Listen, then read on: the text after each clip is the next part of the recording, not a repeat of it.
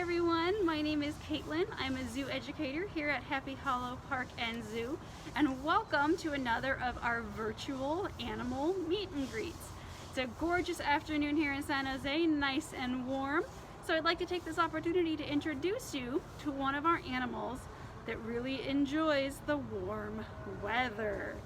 Here is one of our California desert tortoises. This is Tortellini, and he is approximately 29 years old. Now I say approximately, but actually he's one of the animals that we know his exact age. Tortellini was actually hatched right here on site at Happy Hollow. So he's been with us his entire life. Now, California desert tortoises, as you might guess, live in the wild in the California desert.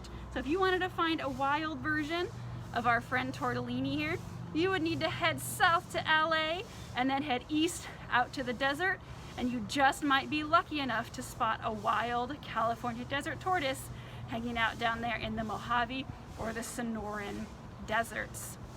Now, obviously, it's really hot in the desert, and like I said, he enjoys warm weather, but he's also very well adapted to survive in the warm weather. And one of the ways he survives is that he avoids the hottest parts of the day. So if you take a look at these claws, look at those nice long claws on Tortellini's feet, front and back, he will use those claws to dig himself a nice long burrow. Their burrows can be 6 feet long, which is ridiculous for a little tortoise like this. So he will dig himself a nice long underground burrow because it's always cooler underground, especially in the desert under that sand. So he will hang out underground during the hottest part of the day, and then he will come up in the evenings and at night to forage for his food. Now, he is an herbivore. If he was a human, you would call him a vegetarian. All that he eats are plants. Now, in the desert, you can't be too picky about what kind of plant you're going to eat because there's not a lot of water, so there's not a lot of plants to grow. But he will take whatever he can get. He's actually evolved a nice sharp beak. If you can get a look at his face here, it's almost like a bird beak that allows him to chomp through cactus. Cactus has a hard, thick, waxy outer skin that protects it from most animals, but a desert tortoise can chomp right through that. And that's great for him because cactuses hold a lot of water inside. So he actually does not need to drink any liquid water. That is another way that he survives in the harsh desert climate. He can get all the water he needs from his food from plants like cactuses that hold that water inside. Now, Tortellini is a male desert tortoise, and it's actually not too hard to tell with tortoises. What you look for is you look for the bottom portion of their shell right under their neck. You'll see that Tortellini has this little part of his shell right here that sticks out from the rest. If it wasn't there, it would make a nice curve right across here, but he has this extra little bit here that protects his neck. We call that his gular horn. That's the scientific term for it. And the reason that he has that, and that all male tortoises have that, is to fight each other. Desert tortoises are very solitary. That means they like to live alone. They don't share their burrows, and they don't share their territory. So if they find another male tortoise in their territory, they will actually use that gular horn. He'll try and get it underneath the top part of the shell of the other tortoise, and he'll try to flip him over. Whichever tortoise can flip the other over first is the winner. Now, usually a tortoise can flip himself back, not always, but usually. But it's really unpleasant to be on your back in the hot sun for very long at all. So the losing tortoise is not going to be coming back anytime soon. Now, that's his offense, but he also has a fantastic defense that I'm sure you guys already know about, and that is the shell that turtles and tortoises are known for. So Tortellini's shell here keeps him safe from pretty much anything that might want to eat him as an adult. There are very, very few things that can crunch through a turtle or a tortoise shell. I know of two off the top of my head. One is a jaguar. Their jaws are incredibly strong. They can crunch right through a turtle shell. Lucky for tortellini, there's no jaguars in the California desert. The other is an alligator. Their jaws are also strong and they can eat turtles. No alligators in the desert either. So really, once he has this hard shell, he has very little to worry about other than finding food. He doesn't need to worry about predators.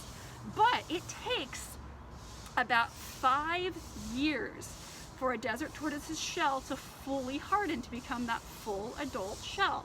So for the first 5 years of their life, they do have to be extremely careful about predators. And one of the most common predators of baby tortoises is a bird that you're probably familiar with. We have them in San Jose too. Ravens. Ravens love eating baby tortoises. And they've flourished in some of the desert areas that are closer to humans, because ravens also like to scavenge on human trash. So ravens are actually a big problem, a big threat to desert tortoises. So ravens may be one of the biggest natural threats to desert tortoises, but they do also face some threats from humans as we expand our cities and expand the areas that we hang out in. So there are two big threats to them from us. One is getting crushed by a car on the highway, because they don't understand what a highway means when it cuts through their habitat in the desert. They're just walking along, and sometimes they do get hit by cars out in the California desert. So if you are going on vacation in the desert, maybe when it's safe to travel again, you want to go visit Death Valley or somewhere in that area, make sure that you follow the speed limit and keep your eyes open for what looks like a rock but might actually be a desert tortoise walking along the road. And the other threat is humans who try to pick them up and do things like take pictures with them. It might sound harmless, but when a desert tortoise is scared, one of the things it will do to try to defend itself is it will void its bladder. Sounds fancy, it's just a scientific way to say it will pee all over you or all over whatever's threatening it. Because generally if something pees on you, you're gonna drop it. You're not gonna try to eat it. But they store their urine because they try to get all the water out of it that they can. Again, since there's really no water to drink in the desert, they get it all from plants. So if they void their bladder all at once, if they empty their bladder and they don't have any urine left and they can't get any water to drink right away, they can actually die from dehydration. So please, if you are lucky enough to see a desert tortoise while you are visiting the desert, do not pick it up. Please just watch it from a safe distance. Use your telephoto lens, your zoom to take a cool picture. And then, as they say, take only memories and leave only footprints. Take your photos, take your memories, show people, tell people about it, but please don't try to pick up the tortoise itself. All right, we're gonna let Tortellini head back to his yard behind the education building here. Here's a final look at those cool scales on his arm, his nice long claws there, and his face with his tortoise-like beak. All right. I hope you all enjoyed meeting our California desert tortoise. We're hoping that we'll be able to see you all soon. Please stay safe and healthy in the meantime, and we'll see you next time. Bye.